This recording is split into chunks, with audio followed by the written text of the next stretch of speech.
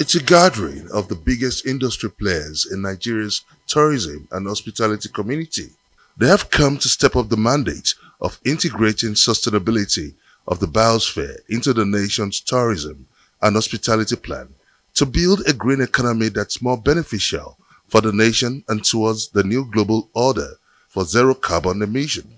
We are going to ensure that we drive this industry to sustainability through acts and practices that help us. And when we say sustainability, it's simple. It's about doing what should be done. It's about regulations. It's about strong enforcement. It's also about policies and as well as about standards that we have to follow. So what do we do to ensure that we are sustainable? What do we do to ensure that we succeed? Not just beyond return on investments. What about in terms of human development? What about contribution to GDP to government and stuff like that? More leaders of thought on how to attain the global sustainability target took turns to make submissions on how to drive the dormant potentials in the tourism sector to contribute to the nation's GDP and returns on human capital using eco-friendly and energy-efficient method. Sustainability is actually about survival in the future. And I said, let's look at why we should be sustainable in our industry. And that means it's sustainable in the future for our guests to have sustainable green hotels and resorts to stay at.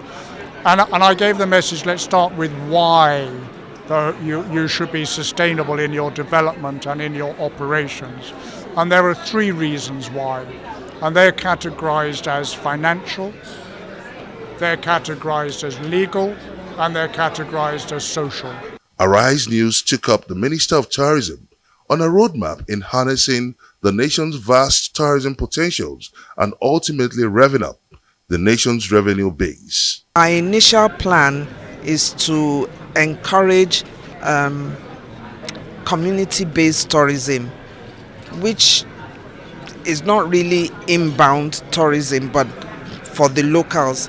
How we embrace what we have in the communities, how we teach the communities to prepare themselves for tourists that come to the communities, how the communities will clean their environment, how tourists are encouraged to stay in the community.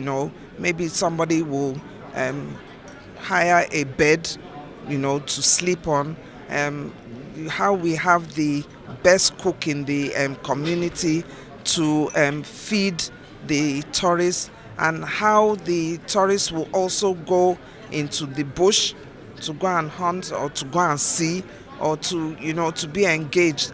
With the tourism minister keeping a community tourism plan up her sleeves within the eco-sustainability framework, the nation now stands at the threshold of attracting one of the strongest tourism appetites in the globe. Benga Ashiru, Arise News.